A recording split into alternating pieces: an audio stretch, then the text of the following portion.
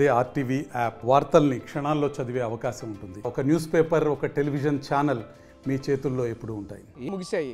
అయితే ఈ నేపథ్యంలోనే వైసీపీ నాయకులంతా కూడా ఈ యొక్క ఏదైతే ఈ అసెంబ్లీ సమావేశాల్లో ప్రవేశపెట్టినటువంటి బిల్లు పట్లయితే మాత్రం సర్వత్రా విమర్శలు అయితే వినిపిస్తున్నటువంటి నేపథ్యం అయితే ఉంది. ఈ నేపథ్యంలోనే ఉమ్మడి విజయనగరం జిల్లాకు సంబంధించినటువంటి నాయకులంతా కూడా పలు విమర్శలు అయితే చేస్తున్నారు. ఈ క్రమంలోనే మాజీ డిప్యూటీ సీఎం పీడికి రాజన్న ద్వారా మీడియాతో మాట్లాడుతూ ఏదైతే ప్రవేశపెట్టినటువంటి ఈ ఆర్థిక బిల్లు అంతా కూడా అసలు ఎవరికి కూడా అసలు దోహదం పడటం లేదని అయితే ఒకవైపు అయితే చెప్పుకొస్తూ మాట్లాడుతున్నటువంటి పరిస్థితి మాత్రం ఉంది. అయితే ప్రధానంగా చూసుకుంటే ఏదైతే ఈ ఆర్థిక బిల్లు అయితే మాత్రం ప్రవేశపెట్టిన పట్లయితే మాత్రం తీవ్ర అసంతృప్తి అయితే వ్యక్తం చేస్తున్నటువంటి పరిస్థితి మాత్రం కనిపించింది. ఈ నేపథ్యంలోనే ఈ బిల్లు పట్లయితే మాత్రం సర్వత్రా కూడా ఉత్కంఠగా ఎదురు చూశారు ప్రజలంతా కూడా. కానీ అంతా ఈరోజు చూసుకుంటే ప్రతి ఒక్క వర్గానికి కూడా ఈ బిల్లు అయితే నిరాశ కలిగించిందని అయితే మాత్రం ఒకవైపు అయితే చెప్పుకొస్తూ వచ్చిన పరిస్థితి కనిపించింది. ప్రధానంగా చూసుకుంటే ఏదైతే బీసీ, ఎస్సీ, ఎస్టీ వర్గాలకు సంబంధించినటువంటి బిల్లు పట్ల అయితే ఫుల్ ఫ్లెడ్జ్డ్గా చేసి లేదని అయితే మాత్రం ఒకవైపు అయితే చెప్పుకొస్తూ విమర్శించినటువంటి పరిస్థితి కనిపించింది. దీనిపైన మరింత సమాచారం ఏం మాట్లాడారో విందాం. ఎందుకంటే ఈ రోజుతో సెక్షన్స్ ముగిసిపోతున్నాయి. మొన్న మేము మాట్లాడాం కానీ టూకీగా మాట్లాడాను ఆ రోజు. ఈరోజు కూడా కొన్ని పాయింట్లు తీసుకుందాం. ఆంధ్రప్రదేశ్ రాష్ట్ర ప్రభుత్వం 11వ తేదీన బడ్జెట్ ప్రవేశపెట్టింది. ప్రవేశపెట్టేటప్పుడు బడ్జెట్ దాని విధానాలు ఎలాగున్నవి, బడ్జెట్ అనేసరికి సాధారణంగా అభివృద్ధి చెందుతున్న రాష్ట్రాల్లో సంక్షేమానికి అత్యధిక ప్రాధాన్యత ఇస్తాం. తర్వాత అభివృద్ధి, సంక్షేమం అభివృద్ధి రెండు ప్రాధాన్యతే. కానీ సంక్షేమానికి అభివృద్ధి చెందుతున్న రాష్ట్రాలు అంటే ఆసియాలు ఎక్కువ ఉన్నాయి, ఆఫ్రికాలో ఉన్నాయి, యూరోప్ లాంటి కంట్రీలు తప్పించి అభివృద్ధి చెందుతున్న రాష్ట్రాలన్నీ కూడా ఉన్నాయి. అందులో భారతదేశం కూడా అభివృద్ధి చెందుతున్న దేశమే. కాబట్టి సంక్షేమానికి అత్యధిక ప్రాధాన్యత ఇస్తారు. మరి మన రాష్ట్రంలో బడ్జెట్ పరిస్థితి ఏమిటంటే, మనం ఒకసారి బడ్జెట్ గురించి చూసుకుంటే ఈ సంవత్సరం బడ్జెట్ 2,94,427 కోట్లు ప్రవేశపెట్టింది ప్రభుత్వం. బడ్జెట్ ఈ సంవత్సరానికి అన్నమాట, ఈ ఆర్థిక సంవత్సరానికి అని అర్థం. మేము గతంలో 2023-24లో కూడా మేము బడ్జెట్ ప్రవేశపెట్టాము జగన్మోహన్ రెడ్డి గారి ఆధ్వర్యంలో. అది 2,79,279. అంటే మా బడ్జెట్కి ఎంతో కొంత ఎక్కువ పెట్టాలనే ఆలోచనతో వీళ్ళు బడ్జెట్ పెట్టారు తప్ప మేమేమైతే హామీలు ఇచ్చామో, అభివృద్ధి ఏమైతే చెయ్యాలో దాన్ని దృష్టిలో పెట్టుకుని బడ్జెట్ పెట్టలేదు.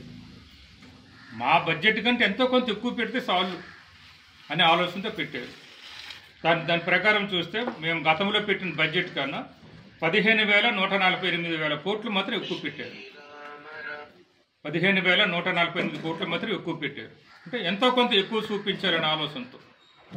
కానీ బడ్జెట్ అనేది ఎలాగ పెట్టాలి, అభివృద్ధి చేయవలసిన కార్యక్రమాలు ఏమిటేమిటి ఉన్నవి, మనం ఎన్నికల హామీలు ఇచ్చాము ఏమిటేమిటి ఉన్నవి, ఈ సంవత్సరం ఎంత బడ్జెట్ అవసరం ఉంటుంది, సంక్షేమ పథకాలు కావచ్చు, అభివృద్ధి కార్యక్రమాలు కావచ్చు అని వాటి గురించి పెట్టాలి. ఇక బడ్జెట్ అంతా సింపుల్గా మీ అందరికీ తెలిసింది, ప్రత్యేకంగా చెప్పక్కర్లేదు. బడ్జెట్ అంతా ప్రతి ఇంట్లో ఉన్న వ్యక్తికి తెలుసు, ప్రతి ఇళ్ళకి తెలుసు. బడ్జెట్ అంటే ఒక సంవత్సరానికి వచ్చే ఆదాయం ఎంత, ఒక సంవత్సరంలో అయ్యే ఖర్చు ఎంత. ఆదాయం ఎక్కువైతే మిగులు బడ్జెట్ అంటారు, ఖర్చులు ఎక్కువైతే తగులు బడ్జెట్ అంటారు. దాన్ని ఇంగ్లీష్ డెఫిసిట్ బడ్జెట్ అంటారు. ఆ విధంగా ఉంటుంది. అదే బడ్జెట్ సింపుల్గా. అంత ఆదాయము, ఖర్చులు, మిగుల, తగుల అనేది బడ్జెట్. మరి ఈరోజు మనం చూసుకుంటే ఇప్పుడే బడ్జెట్ గురించి మీకు చెప్పాను. ఇక మనం సంక్షేమం గురించి కూడా ఒకసారి మాట్లాడుతాం. 6,929 కోట్లు కేటాయించాం.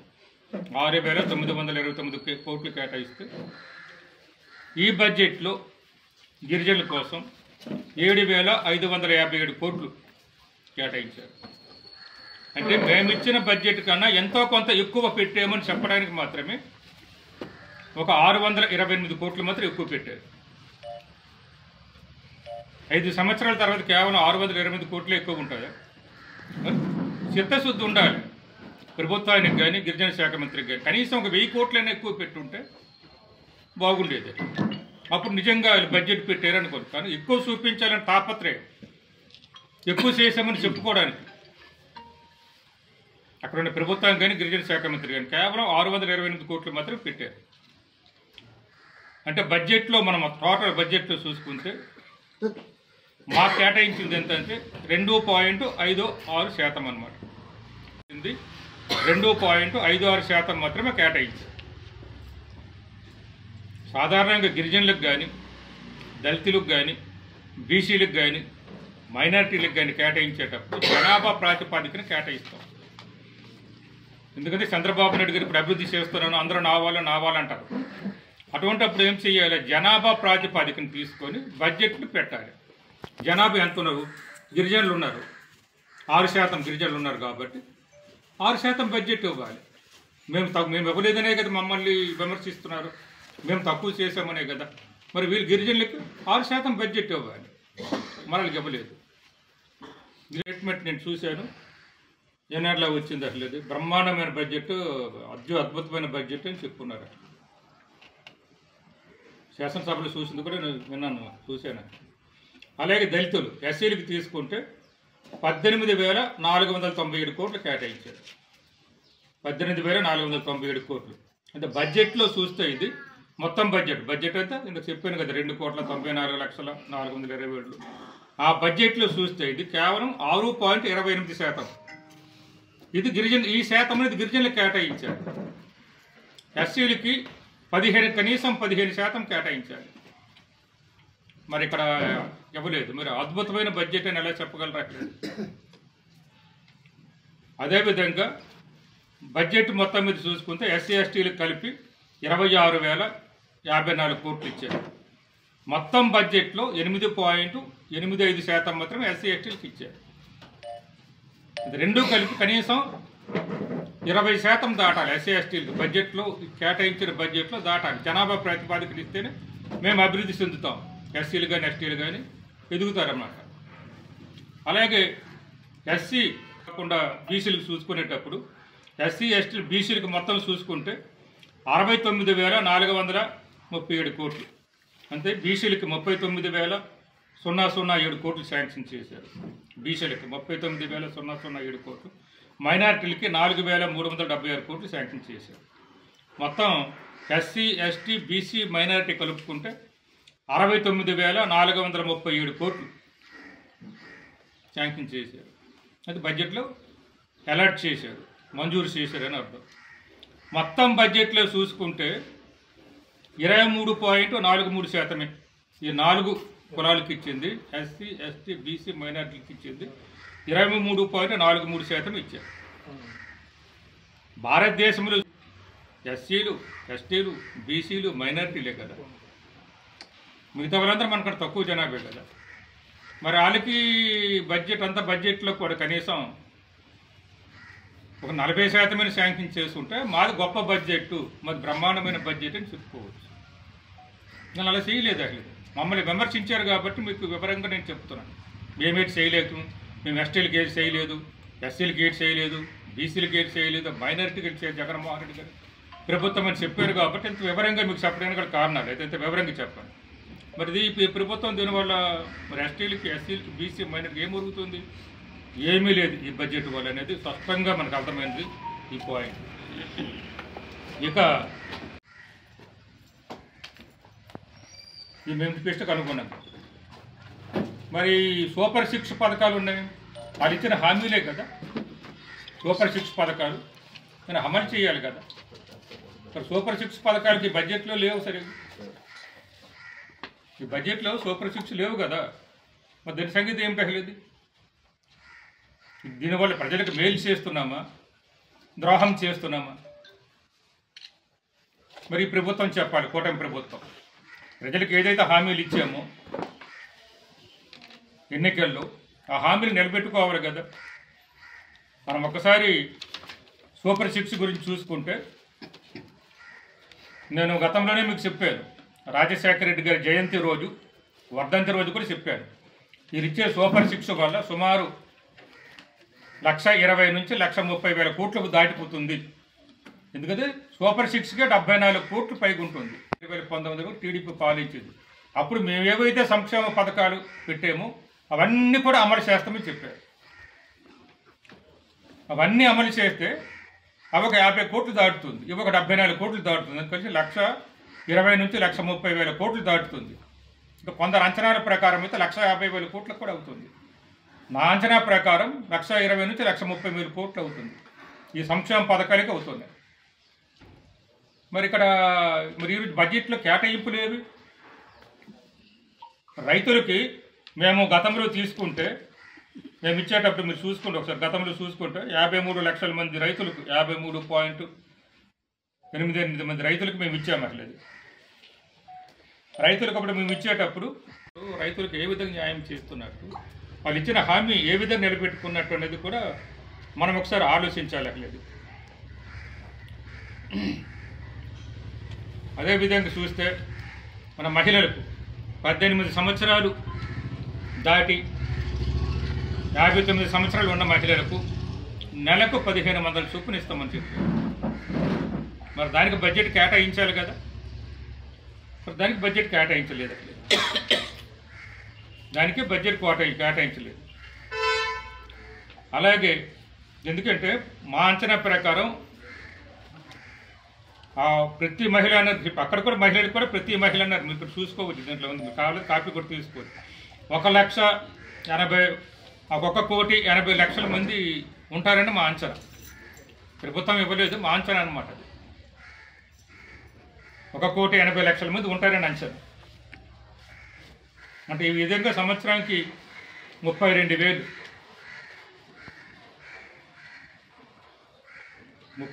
కోట్లు ఇవ్వాల్సి ఉంటుంది. వాటికి కూడా ఏమి చెప్పలేదు బడ్జెట్లో. మరి బడ్జెట్ దేనికోసం పెట్టినట్టు లేదు. అలాగే ఫ్రీ బస్సు పెడితే 2,500 నుంచి 3,000 వరకు అవుతుంది, అది లేదు. తల్లికి వందనం మీ అందరికీ తెలుసు. తల్లికి వందనం అప్పుడు మనం 84 లక్షల మందికి ఇచ్చేవాళ్ళం పిల్లలు. అదే కూడా 84 లక్షల మంది పిల్లలకు కూడా తల్లుల దృష్టిలో పెట్టుకొని ఇచ్చేవాళ్ళు. అయితే ఇంటికి ఒకళ్ళు చొప్పున అంతే 41 లక్షల నుంచి 43 లక్షల మంది తల్లుడికి ఇచ్చేవాళ్ళు. కొన్నిసార్లు 41 లక్షల మందికి ఇచ్చాం, కొన్నిసార్లు ఫ్రీ.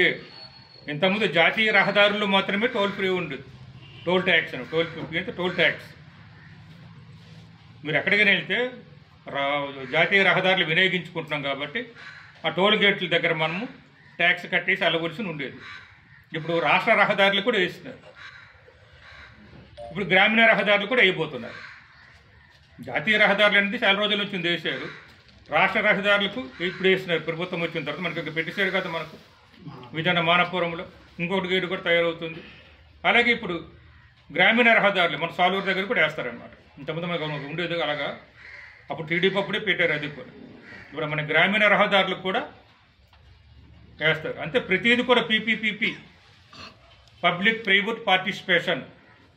అంటే పబ్లిక్ ప్రైవేట్ పార్టిసిపేషన్ ప్రతిదీ కూడా. అంటే ఇక మనది అనేది ఏది ఉండదు ఇక్కడ. ప్రభుత్వం అనేది విద్య పీపీఐ కాబోతుంది, అలాగే కాలేజీలు పీపీ అయిపోతున్నాయి, హాస్పిటల్ ఇప్పటికే ఇచ్చేస్తున్నారు.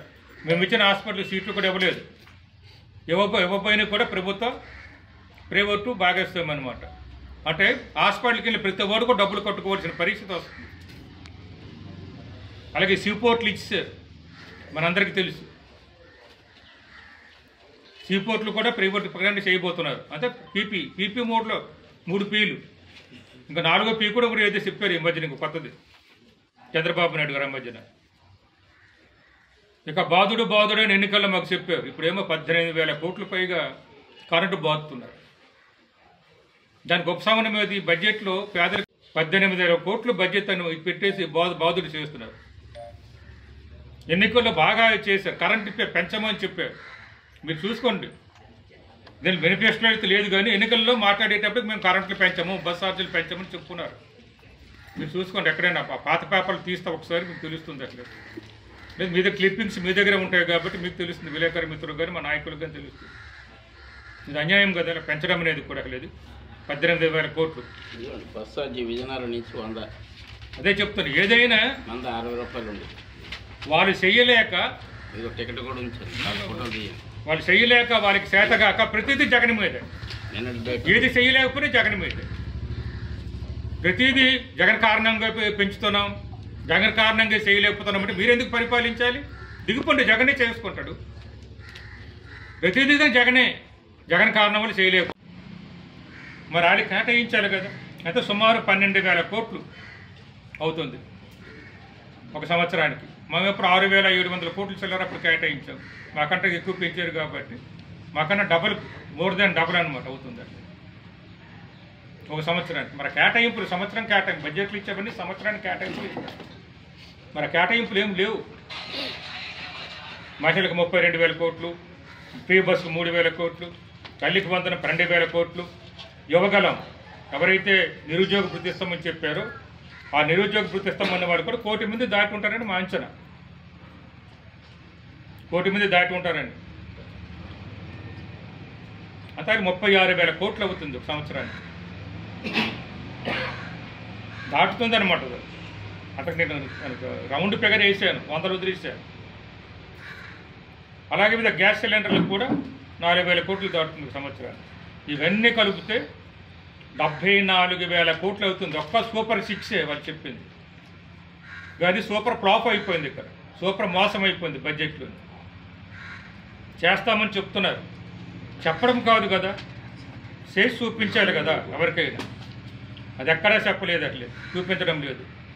మరి దీనివల్ల ఒరిగేది ఏమిటి అంటున్నాను. ఈ రోజుతో అసెంబ్లీలో అయిపోతుంది. ఒరిగేది ఏమిటి అంటున్నాను అట్లేదు. రివర్స్ ఇప్పించాను కదా, 3,000 కోట్లు అవుతుంది ఒక సంవత్సరానికి. ఇవన్నీ కూడా సూపర్ 6. ఇంకా వాళ్ళు ఇస్తామన్న పథకాలు, గతంలో ఇచ్చిన పథకాల గురించి ఇంకా మాట్లాడలేదు. ఇవి పోతే ఇక చూసుకుంటే ఈ ప్రభుత్వం వచ్చిన తర్వాత మనకి ప్రతిదీ కూడా మనం పన్ను కట్టవలసిందే.